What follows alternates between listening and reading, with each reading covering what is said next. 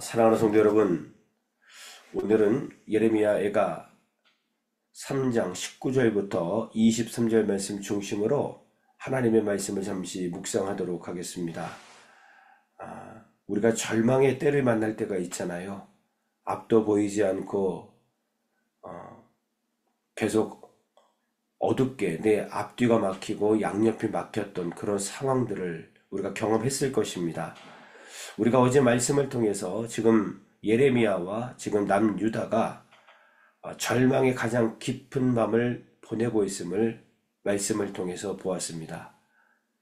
하나님을 떠난 그 죄로 인해서 그들이 하나님께 징계를 받고 엄청난 고통을 호소하고 있는 그러한 장면을 우리가 어제 예레미야애가 3장 1절부터 18절 말씀을 통해서 보았습니다. 자, 오늘 19절부터 이제 23절 말씀을 함께 묵상할 것인데, 이제 더 이상 낮아질 것도 없는 가장 밑바닥으로 그들이 나아갔을 때에 그때부터 빛이 보이는 새벽을 그들이 보게 됩니다. 소망의 빛을 그 밑바닥에서 보게 된다는 사실이죠. 자, 오늘 19절 말씀을 한번 보십시오. 내 고초와 재난 곧 쑥과 담즙을 기억하소서. 이 고초라고 하는 뜻은 핍박을 당하다, 낮아지고 비천해지다 이런 뜻입니다. 지금 남유다가 고통을 당하고 고난을 당하는 이유는 핍박을 당하는 것은 그들의 죄 때문에 그렇습니다. 그들이 하나님을 떠났기 때문에, 그들이 하나님과의 언약을 파기했기 때문에 그들은 핍박을 당했고 지금 낮아지고 비천해지고 있는 그런 모습을 보게 됩니다. 여기 19절에 보니까 재난이라는 단어가 나옵니다. 이 재난은 집 없이 유리하는 것, 그리고 안식이 없다 이런 의미거든요. 지금 그들이 하나님의 심판으로 말미암아 바벨론의 포로가 되어서 집 없이 지금 오히려 포로된 상황 가운데에 그들이 유리하고 있는 70년 동안 유리하게 되는 그런 상황들을 여기서 보게 되죠.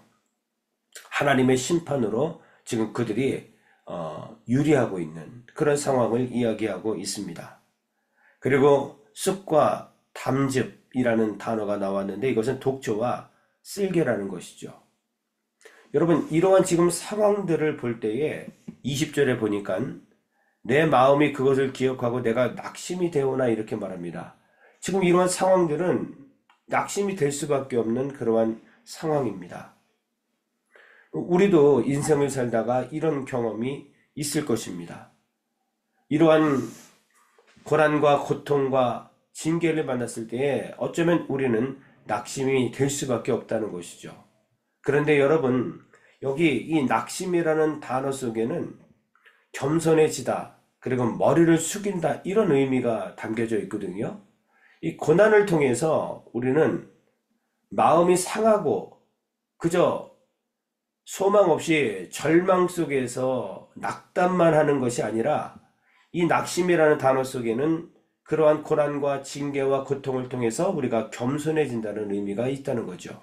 그리고 머리를 숙일 수 있는 꼿꼿이 머리 곧은 백성으로 살아가다가 이제 하나님의 그 징계를 통해서 우리가 겸손히 머리를 숙이게 되어지는 그런 의미가 있는 겁니다. 그래서 오히려 그렇게 하다 보니까 21절에 보니까 이것을 내가 내 마음에 담아 두었다 이렇게 말합니다.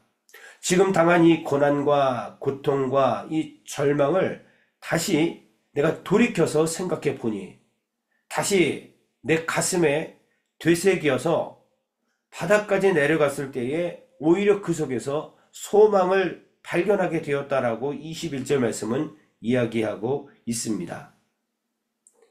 지금 그들은 좋지 않는 주위 환경 속에 있지만 그 환경을 보지 않고 오히려 예레미야는 환경을 주관하시는 하나님을 바라보았을 때에 오히려 나의 소망을 발견하게 되었다 이렇게 고백하고 있습니다.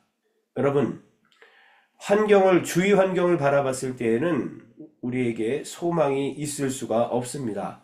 낙담만이 계속해서 우리를 뒤엎을 것입니다. 그러나 오늘 예레미야는 보니까 주위 환경을 보지 않고 오히려 그 주위 환경을 주관하시는 하나님을 바라봤을 때에 그 밑바닥에서 오히려 소망을 발견하게 되어지는, 그런데 그 소망이 바로 하나님이 바로 소망인 것을 오늘 본문 말씀을 통해서 깨닫게 되었다라고 고백하는 것이죠. 그렇습니다. 여러분, 우리의 소망은 오직 하나님이, 우리의 소망은 오직 예수 그리스도가 되심을 오늘 말씀을 통해서 깨달으시기를 주의 이름으로 간절히 축원합니다. 아무리 우리가 주위 환경을 바라보고 또 보고 또 본다 할지라도 그 속에선 우리가 소망을 발견할 수 없습니다. 결국은 낙담할 수밖에 없겠지요. 그러나 그 주위 환경을 주관하시는 하나님께 우리가 초점을 맞추고 그리고 주님을 바라볼 때에 우리는 오히려 소망을 발견하게 됩니다. 그래서 이 예레미야는 22절에 보니까 진정한 소망을 발견하고 노래하고 있습니다. 22절 말씀을 보니까 여호와의 인자와 긍휼이 무궁하심으로 우리가 진멸되지 아니함이니이다. 지금 완전히 진멸될 것 같은데 진멸되지 않는다는 겁니다. 무엇 때문에? 여호와의 인자와 긍휼 때문에 그렇다는 겁니다. 여호와의 자비와 긍휼 때문이라는 겁니다. 여러분, 이 여호와의 인자와 긍휼, 여호와의 자비와 긍휼은 하나님의 영원하신 언약에 기초한 겁니다. 사무엘하 7장 14절부터 16절 말씀을 보면 하나님께서 다윗과 언약을 맺습니다. 다윗의 후손이 범죄할 경우 인생 채찍으로 징계를 하겠으나 영원히 하지 아니하고 반드시 그 위를 보존하리라 하는 그 언약에 기초한 자비와 긍휼입니다. 그러니까 지금 내가 당한 이 징계, 지금 내가 당한 고난과 고통과 이러한 모든 아픔들은 영원한 것이 아닙니다. 인생 채찍으로 말미암아 우리를 치셔서 우리로 다시금 돌아오게 하시는 하나님의 깊은 뜻이 이 안에 담겨 있다는 겁니다. 여러분, 하나님은 언약을 통해서 역사하십니다. 언약하셨기 때문에 하나님께서는 이루실 수밖에 없는 것이죠. 이제 바닥을 쳤습니다. 이제 올라갈 일만 남았기 때문에 이 속에서 예레미야는 소망을 발견하게 됩니다. 그런데 그 소망이 바로 우리 하나님이 소망이 되신다는 사실을 바라봅니다. 어떠한 환경이 여러분 우리의 소망이 될 수 없습니다. 어떠한 물질이 우리의 소망이 될 수 없습니다. 오직 하나님만이 우리의 소망이 되신다라고 오늘 성경은 말씀하고 있습니다. 여러분, 이 자비, 인자라고 하는 뜻은 헤세드라는 히브리어 단어입니다. 이것은 언약적인 사랑입니다. 하나님께서 사랑하시되 정말 우리를 조건 없이 사랑하셨다. 이런 의미가 있고, 이 긍휼이라는 라함이라는 이 단어는 아버지가 자식을 돌보는 사랑입니다. 이 무조건적인 사랑이시죠. 그러니까 우리 하나님은 우리를 사랑하시되 무조건 사랑하신다. 성경은 말씀하고 있습니다. 그런데 이것이 23절 말씀 보니까 아침마다 새롭다 이렇게 말씀하고 있습니다. 여러분, 매일 아침은 찾아옵니다. 그러니까 무슨 뜻입니까? 아침마다라고 하는 것은 계속해서 하나님의 사랑이 지속된다. 하나님의 사랑은 한결같다라고 하는 것을 오늘 우리에게 보여주십니다. 그러므로 하나님이 우리의 소망이 될 수밖에 없는 겁니다. 왜냐하면 그 하나님의 사랑이 계속해서 한결같이 지속되기 때문에 우리가 진멸되지 않고 결국 우리가 징계를 받으나 다시 돌아와 일어설 수 있음을 성경은 분명히 말씀하기 때문입니다. 오늘 예레미야의 소망이 저와 우리 성도들의 소망이 되시기를 주의 이름으로 간절히 축원합니다. 어쩌면 지금 앞뒤가 막히고 양옆이 막힌 그런 상황 속에서 절망스러운 일들이 나를 억누르고 있다 할지라도 여러분 기억하십시오. 하나님의 인자와 긍휼은 무궁하십니다. 한 번 왔다가 사라지는 것이 아닙니다. 안개와 같은 것이 하나님의 사랑이 아니라 처음부터 끝까지 끊임없이 지속적으로 위로부터 부어주시는 아버지가 자식을 사랑하는 무조건적인 사랑인 것을 깨달아서 그 하나님께 우리가 초점을 맞추고 모든 것을 주님께 맡기고 다시 한번 바닥을 치고 하늘로 훨훨 올라가는 소망을 가진 저와 우리 성도들이 다 되시기를 주의 이름으로 간절히 축원합니다. 기도하겠습니다. 하나님 감사합니다. 절망의 때를 만날 때가 있습니다. 어쩌면 재정적으로, 건강적으로 여러 가지 어려운 상황으로 인해서 낙심이 되는 성도들도 있을 수도 있겠습니다. 그러나 그 고난과 절망과 낙심은 영원한 것이 아니라 우리 하나님께서는 우리를 회복시키시고 우리의 참 소망이 되어주심을 오늘 말씀을 통해서 깨닫게 도와주시니 참으로 감사합니다. 환경을 보면 볼 때에 우리는 낙심이 될 수밖에 없습니다. 그 환경을 주관하시는 하나님이 우리의 소망이신 것을 깨닫고 주님만 바라볼 수 있도록 아버지 도와주옵소서. 우리 하나님의 자비와 긍휼, 우리 여호와 하나님의 인자와 긍휼하심이 우리를 뒤덮으셔서 우리가 정말 낙심치 않고 지금도 아버지가 자식을 사랑하는 무조건적인 사랑으로 우리를 사랑하시는 하나님을 우리가 오늘도 발견하게 도와주옵시고 아침마다 새롭게 하나님의 사랑이 지속되고 영원히 꺼지지 않는다는 사실을 바라보면서 다시 주님 손 붙잡고 일어서는 특별한 시간 되게 하여 주옵소서. 오직 소망 되신 하나님만 의지하고 바라보는 거룩한 성도들이 되어서 지금 당한 모든 어려움 속에서 믿음으로 일어서고 극복할 수 있도록 은혜 위에 은혜를 더하여 주시옵소서. 예수 그리스도의 이름으로 간절히 기도 올리옵나이다. 아멘.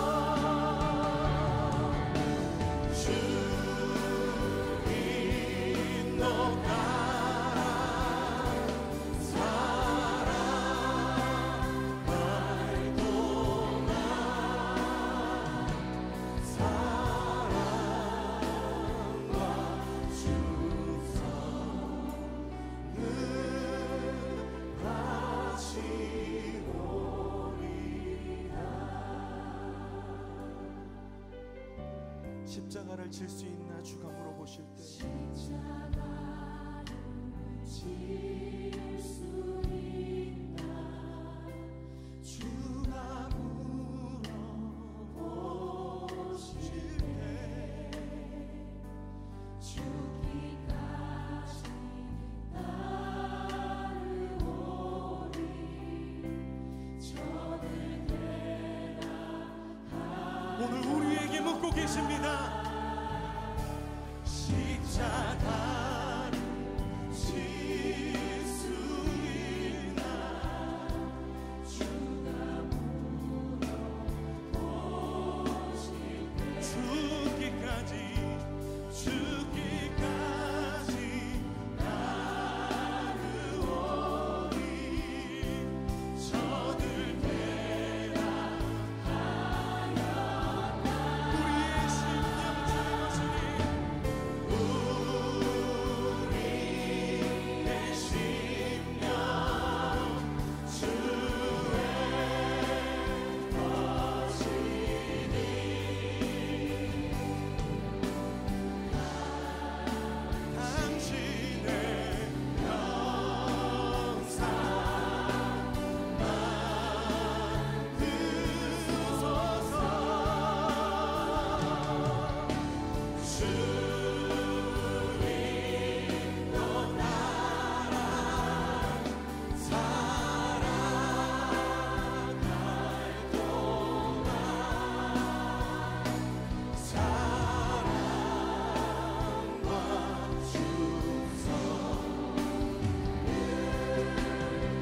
우리 주님의 십자가를 바라보며 함께 기도합시다. 죽기까지 순종하신 십자가의 그 길, 이제 우리가 우리에게 맡겨주신 십자가를 지고 주님을 따르겠습니다. 넘어지고 실패하는 것 같아 보여도 주님께서 보이신 생명의 길을 우리가 따르겠습니다. 우리 함께 결단하며 기도합시다. 주여 하나님, 우리를 위해 택하신 주님의 방법, 우리를 위해 택하신 주님의 길, 우리를 위해 택하신 주님의 길, 놀라우신 그 십자가의 길, 우리가 따르는 것이 세상의 길이 아니라 아버지가 주신 그 길, 이 말씀을 따라 죽음까지도 두려워하지 않으시고 그 뜻을 이루시며 그 길을 가신 아버지의 뜻을, 예수 그리스도의 그 십자가의 길을, 그 놀라운 길을 우리가 따라가길 원합니다. 이 땅 가운데 십자가의 은혜를 입은 우리가, 그 십자가의 은혜로 부르심받은 우리가, 하나님 그 은혜로 제자로 부르심받은 우리가 그것으로 우리의 삶을 고백하고 그것으로 우리의 삶을 증명하며 그것으로 하나님께 영광을 돌리며 하나님 그렇게 살아갈 때 하나님의 역사가, 하나님의 영광이 우리를 통하여 이루어지는 것을, 이 땅의 행복하심을 우리가 보게 하여 주시옵소서.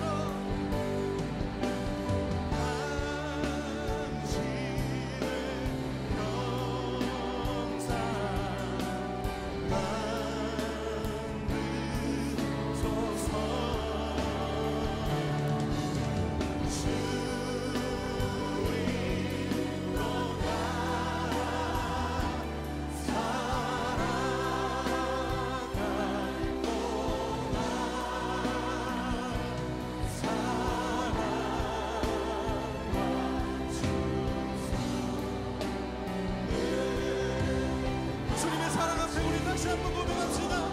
우리 심령주의 거신이, 우리의 심령 주의 아멘. 당신의 영상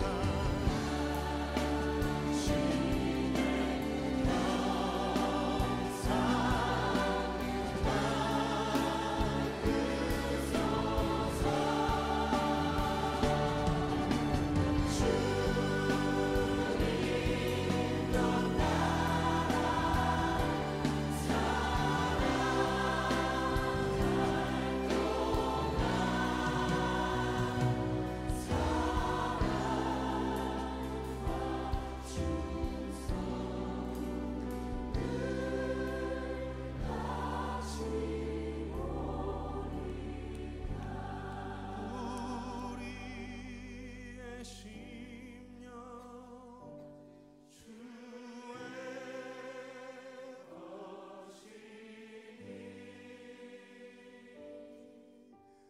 당신의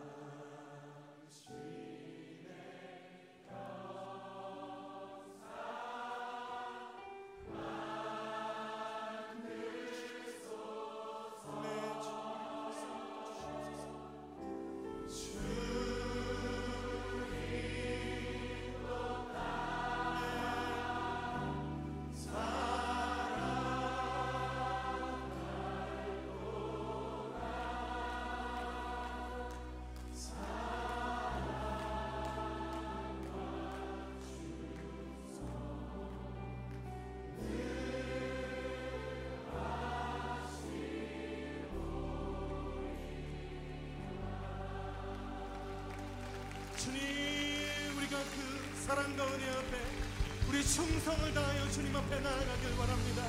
우리가 주님 앞에 우리의 삶을 맡겨드리길 원합니다.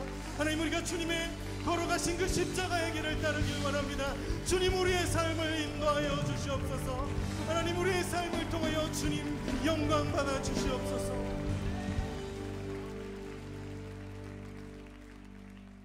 우리 주님 앞에 감사의 박수 올려드립시다.